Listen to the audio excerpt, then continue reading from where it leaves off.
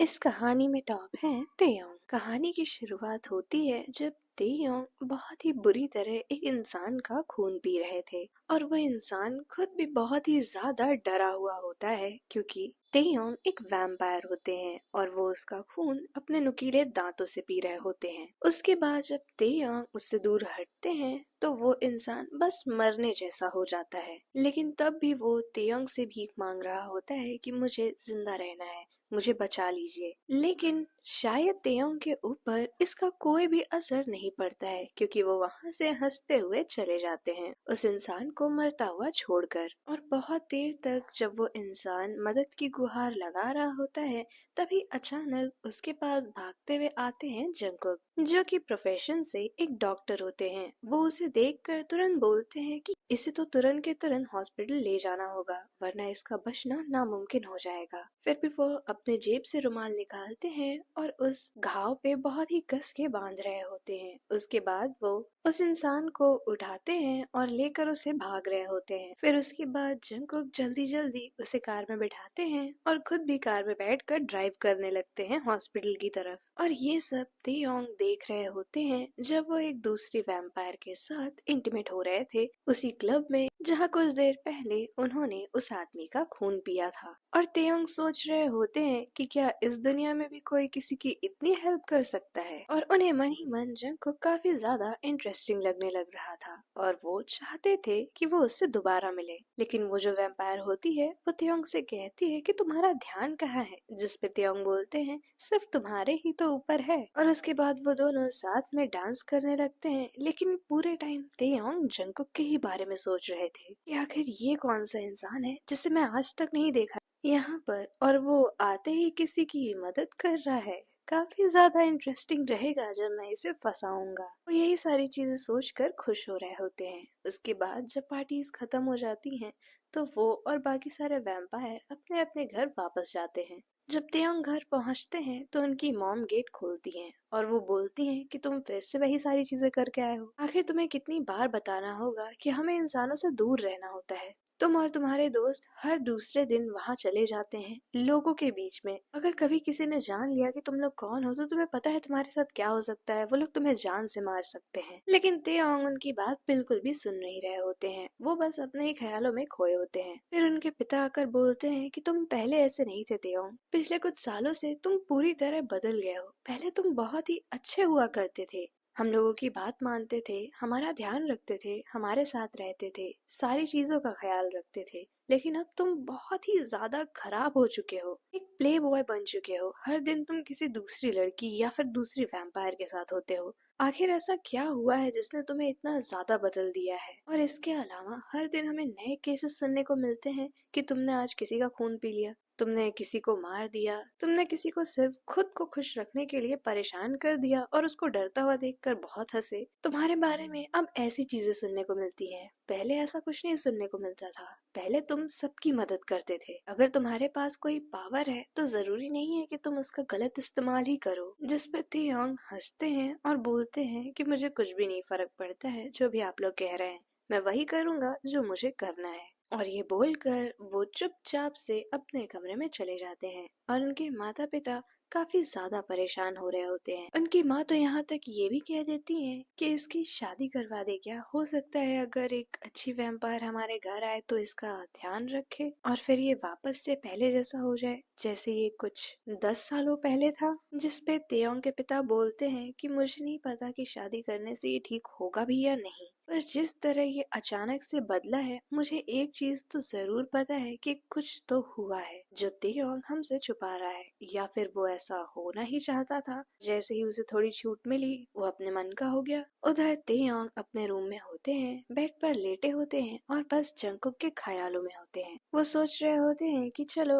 अगले कुछ दिनों तक मुझे मेरा नया शिकार मिल गया है, उसे फंसाने में तो बहुत मजा आएगा। और वैसे भी वो देखने में काफी ज्यादा मासूम लग रहा था, तो मैं तो बहुत ही मजे करूंगा। उधर जंगकुक उस इंसान को हॉस्पिटल में एडमिट करवाते हैं और जब वो लोग चेक करते हैं तो उन्हें लंबे लंबे दांतों के निशान मिलते हैं। उस इंसान के शरीर से लगभग लगभग खून गायब हो चुका था। उसे तुरंत ही खून चढ़ाया जा रहा था और साथ ही साथ उसके जख्मों को भी ट्रीट किया जा रहा था। और वो सारे डॉक्टर्स आपस में सोच रहे होते हैं कि ये पहला केस नहीं है जिसमें उन लोगों को इतने बड़े बड़े दांतों के निशान मिले हैं। करीबन ये इस महीने का 300 से 400वां केस होगा, जिसपे जंगकुक सोच रहे होते हैं कि एक बार ये इंसान होश में आ जाए तो हमें कुछ तो पता चल ही जाएगा कि आखिर इसके साथ क्या हुआ है और वो कौन है जो ऐसे लोगों को मारने पे तुला हुआ है। क्योंकि इतने सारे केसेस होने के बावजूद भी कुछ ही लोग बच पाए हैं और वो भी अभी तक बीमार है और इतने ज्यादा बीमार है कि वो कुछ भी नहीं बोल पाए हैं। इसी वजह से उनमें से किसी को कुछ नहीं पता है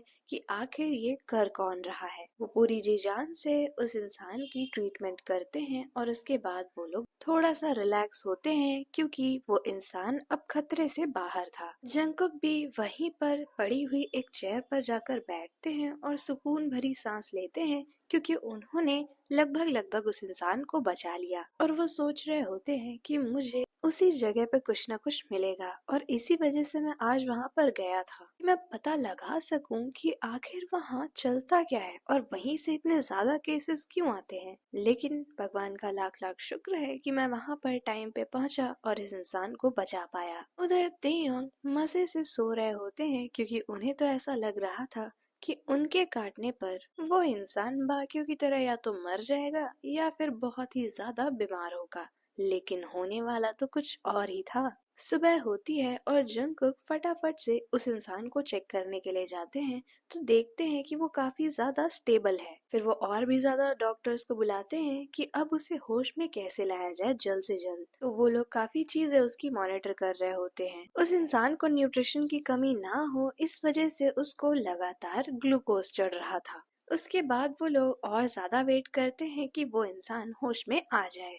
करीबन 1 घंटे बाद उस इंसान को हल्का हल्का होश आने लगता है, जिस पे सभी डॉक्टर्स एक्टिव हो जाते हैं। वो लोग उसकी पल्स चेक कर रहे होते हैं, देख रहे होते हैं कि बॉडी में कोई भी चीज गलत तो काम नहीं कर रही है। लेकिन वो इंसान काफी ज्यादा स्टेबल होता है। उसके बाद उस इंसान को पूरी तरह होश आता है और वो तुरंत ही बोलने लगता है कि मुझे बचा लो, मुझे मार डालेगा वो, मैं मरना नहीं चाहता हूँ। जिस पे जंगकुक बहुत ही आराम से पूछ रहे होते हैं कि कौन मार डालेगा, किससे बचना है तुम्हें। लेकिन वो इंसान काफी ज्यादा ट्रॉमा में होता है। तो जंगकुक और सारे डॉक्टर से बात करके कहते हैं कि सिर्फ मैं यहाँ पर रुकता हूँ, आप लोग जाइए वरना ये इंसान बात भी नहीं कर पाएगा। और वो सारे डॉक्टर्स जंगकुक की बात मानकर वहाँ से चले जाते हैं। फिर जंगकुक उनसे बहुत ही प्यार से पूछते हैं कि क्या हुआ तुम्हें, कौन है जो तुम्हें मारना चाहता है, अब तुम बिल्कुल सेफ हो और अगर तुम हमें उसके बारे में बताओगे तो हम तुम्हें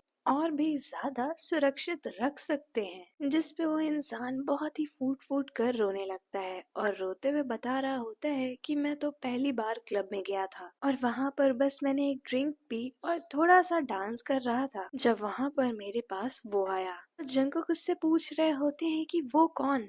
तो वो इंसान बताता है कि पहले तो मुझे लगा था कि वो भी हम लोगों की तरह आम इंसान है और मैं उसके साथ कुछ बातें कर रहा था, लेकिन मुझे खुद भी नहीं पता कि मैं उसकी तरफ इतना आकर्षित क्यों था। वो जो भी बोल रहा था मैं उसकी बात बिना किसी चीज के हाँ बोले जा रहा था और उसके साथ साथ चला जा रहा था। हमने 2-4 और ड्रिंक्स की और उसके बाद वो धीरे धीरे मेरे पास आने लगा। तब भी उसके अंदर एक ऐसा खिंचाव था कि मुझे लगा ही नहीं कि मुझे उससे कोई खतरा होगा। लेकिन जब मैं थोड़ा सा रिलैक्स था तभी मुझे अपनी गर्दन पे कुछ नुकीली सी चीज का एहसास हुआ और जब मुझे थोड़ा और ज्यादा दर्द होने लगा तब मैंने जल्दी से देखा और उसे दूर किया। तब मुझे दिखा कि उसके दांत बहुत ही ज्यादा नुकीले और लंबे थे और उसकी आंखें रेड हो चुकी थीं। वो मुझे बहुत ही ज्यादा डरावना लग रहा था। पहले तो मुझे लगा कि ये कोई कॉस्प्ले है, लेकिन जब वो फिर से मुझे बहुत ही फुर्ती से आया और पकड़ लिया और मेरे गर्दन पे दांत धंसाकर मेरा खून पीने लगा तब मुझे समझ में आया कि ये तो वैम्पायर है। मैं बस वहाँ चिल्ला रहा था कि कोई मेरी मदद कर दे, लेकिन जब तक उस वैम्पायर का मन नहीं भर गया उसने मेरे साथ खेला। उसके बाद मुझे मरता हुआ छोड़कर वो पता नहीं कहाँ चला गया। और फिर मेरे पास जितनी भी जान बची थी मैंने उसी से मदद के लिए पुकार करी। और फिर मुझे याद भी नहीं है कि मैं यहाँ पर कैसे आया हूँ। जिस पे जंकुक बोलते हैं कि तुम्हें यहाँ पर मैं ले आया हूँ और बहुत बहुत थैंक यू, हमारे ये इन्फॉर्मेशन बहुत ही काम आएगी। जिस पे वो इंसान कहता है कि मुझे नहीं लगता है कि हमें इन चीजों में दखल देनी चाहिए क्योंकि वो लोग बहुत ही ज्यादा ताकतवर हैं। जिस पे जंकुक उस इंसान को संभालते हुए कहते हैं कि तुम्हें इस चीज की टेंशन लेने की कोई भी जरूरत नहीं है और वैसे भी अगर हम अब चुप रहे तो वो लोग धीरे धीरे करके पूरी दुनिया ही खत्म कर देंगे। लेकिन वो उस इंसान से एक चीज कहते हैं कि तुम ये बात किसी और को मत बताना। तो वो इंसान कहता है क्यों? तो जंकुक बोलते हैं कि मैं नहीं चाहता हूँ कि इस वजह से किसी और की जान जाए। जिस पे वो इंसान भी ये बात मान जाता है और वो बाकी सारे डॉक्टर से कह देते हैं कि वो सदमे में है और वो कुछ भी बताना नहीं चाहता है। फिर हॉस्पिटल से बाहर निकलते हुए जंकुक उसी क्लब जाने का सोच रहे होते हैं ताकि वो इस वैम्पायर का पता लगा सकें।